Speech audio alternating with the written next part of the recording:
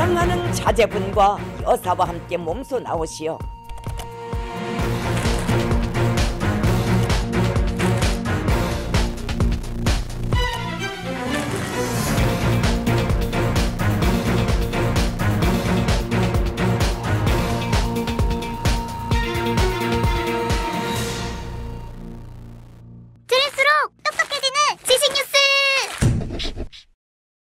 김정은 총비서의 딸 주혜가 처음 등장했을 때 주혜의 등장 이유를 놓고 의견이 분분했습니다. 하지만 어느 것 하나 명쾌하게 이유를 설명하지 못했는데요. 시간이 지나가면서 의문이 풀리기 시작했습니다. 김주혜가 등장한 이유를 알려주는데 가장 결정적인 실마리를 제공한 일은 지난 2월에 있었던 인민군 창건 75주년 열병식이었습니다.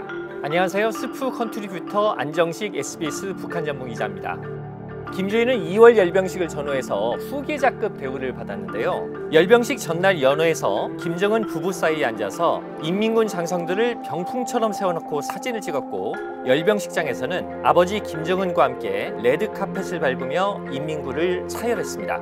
또 열병식장 귀빈석에 자리 잡은 주혜는 행사 도중에 주석단 앞자리에까지 나왔고, 북한군 기병대 행진에서는 김정은의 백마에 이어서 김주혜의 백마까지 등장했습니다. 10살 남짓한 이 소녀를 왜 전면에 등장시킨 걸까요? 지난 2월 열병식에서 북한군이 외친 구호를 눈여겨볼 만합니다. 열병식장에서 북한 군인들은 김정은 결사 옹위, 백두혈통 결사 보위를 외쳤습니다. 김정은 결사 옹위라는 건 북한군이 계속해서 외쳐오던 구호지만, 백두혈통, 즉 김정은 가족을 결사 보위하겠다는 건 처음 나온 구호였습니다. 김정은의 딸 주혜가 주석단에 있는 상황에서 백두혈통 결사 보위를 외친 건 당연히 주혜를 염두에 둔 것이었습니다. 그리고 이건 무슨 얘기냐? 김정은의 다음 권력은 잔여하게 갈 것이니 4대 세습에 대해서 이의를 제기하지 말라는 것이었습니다. 그런데 여기서 한 가지 더 주목해 볼 점이 있습니다. 북한군이 열병식장에서 백두혈통 결사 보위를 외칠 때 김정은의 여동생 김여정은 주석단에 있지 않았다는 겁니다. 김여정은 당시 열병식장에서 모습을 찾기가 어려웠는데 SBS가 북한 조선중앙TV의 영상을 열심히 살펴본 결과 김정은 부부와 주혜가 열병식장에 입장할 때 밀집해 있는 군인들 뒤편으로 대열과 떨어져서 홀로 서 있는 모습이 포착된 겁니다.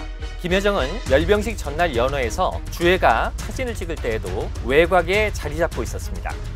김여정은 김정은 정권 출범 이후에 사실상의 2인자로 자리를 잡으면서 김정은 남매 정권이라는 말까지 나오게 만든 사람이었는데, 김주혜의 등장과 함께 외곽으로 밀려나는 듯한 모습이 관찰이 된 겁니다. 그럼 열병식 말고 김여정의 위상 변화를 확인할 수 있는 사건은 없었나요? 또 한 가지 주목해 볼 만한 일이 있었습니다. 북한이 2월 김정일의 생일을 맞아서 내각과 국방성 직원 간의 체육 경기를 진행을 했는데, 김정은과 딸 주혜도 이 경기를 참관을 했습니다. 김여정도 이 경기를 관람을 했는데, 김여정의 착석 위치는 뒤편의 가장 구석 자리였고 김여정 옆에는 아무도 앉지 않았습니다. 또 북한 조선중앙TV는 이 행사를 보도를 하면서 김여정의 얼굴을 단 한 번도 정면으로 내보내지 않았습니다. 조선중앙TV의 편집에서도 김여정이 완전히 소외된 것이죠. 김정은 옆 중앙에 앉은 김주혜와 구석에 앉은 김여정의 모습은 김주혜의 부상과 함께 밀려난 김여정을 상징적으로 보여주는 듯도 했습니다.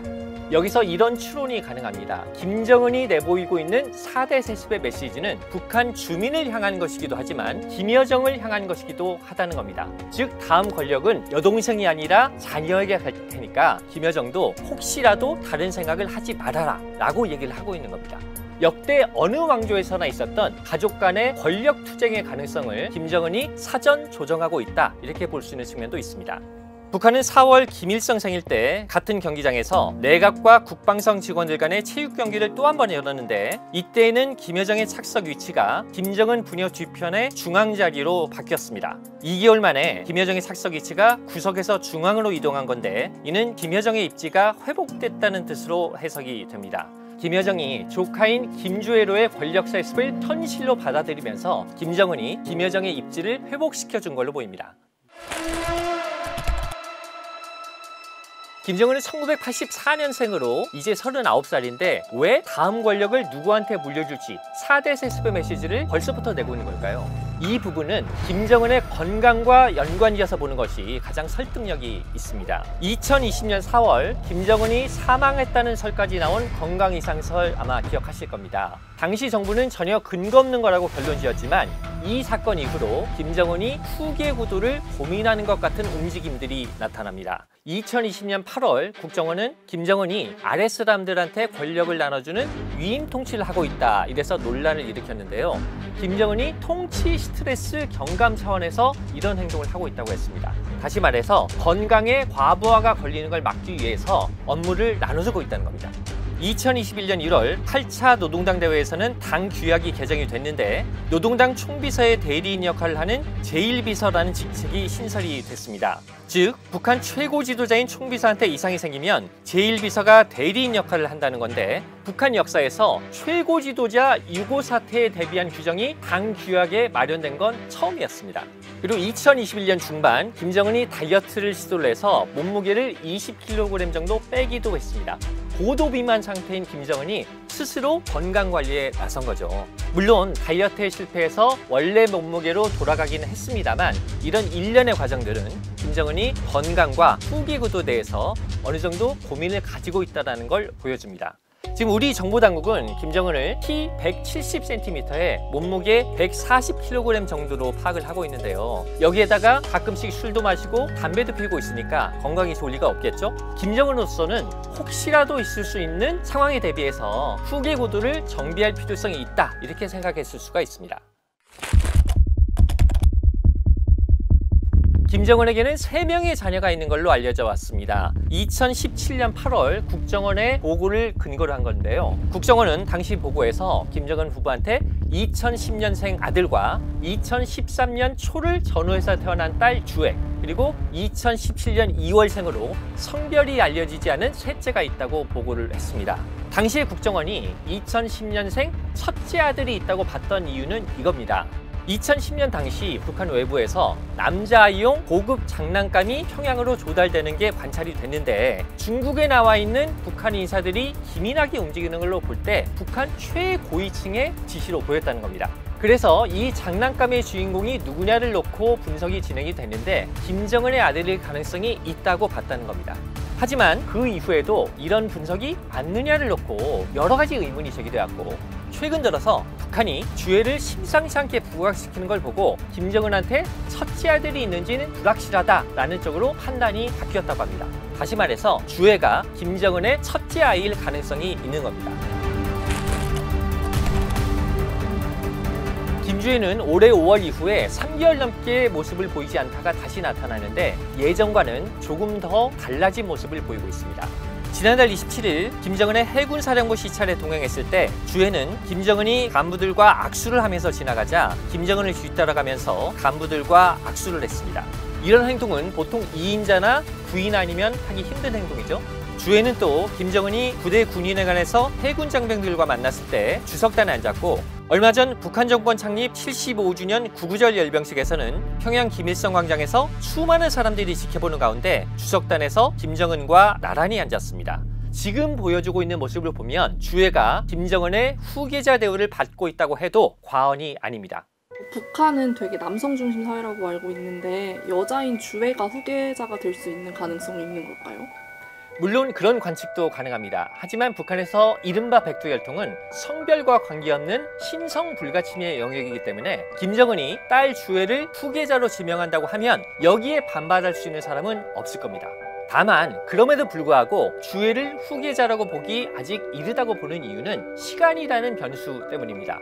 주애를 지금 10살 남짓으로 보면 김정은이 아무리 빨리 후계자를 지명한다고 해도 적어도 10수년 이상이 돼야 될 텐데 그 기간 동안 어떤 일이 벌어질지는 아무도 모릅니다. 시간이라는 변수는 항상 인간의 상상력을 뛰어넘는 일들을 만들어왔기 때문입니다.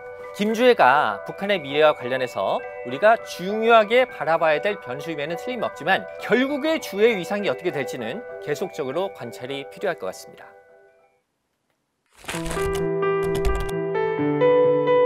우리가 김정은의 딸 이름을 주애라고 부르고 있지만 이게 정확한 이름인지는 잘 모릅니다. 북한은 지금까지 사랑하는 자제분, 존경하는 자제분, 이라고 표현을 했을 뿐 김정은 딸의 이름을 정확히 밝힌 적이 없습니다. 그렇다면 주애라는 이름이 어디서 나왔느냐? 2013년 북한을 방문했던 미국 프로농구 선수 출신 데니스 로드먼의 증언 때문입니다.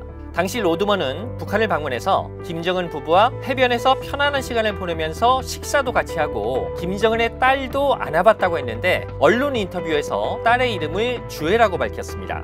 하지만 한국어를 모르는 미국인이 한국 발음을 제대로 알아듣기 어렵다는 점을 생각을 해보면 로드먼이 전해준 주애라는 이름이 정확한 건지는 알 수가 없습니다.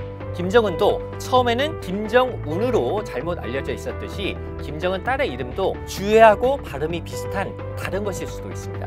김주애의 나이도 대개는 2013년생 10살로 보고 있는데요. 정확히 따져보면 리설주가 2012년 하반기에 좀 부은 듯한 얼굴로 임신한 것 같은 모습을 보이다가 2013년 초에 살이 빠진 모습으로 나타났기 때문에 주애가 2012년 말에 태어났을 가능성도 있습니다.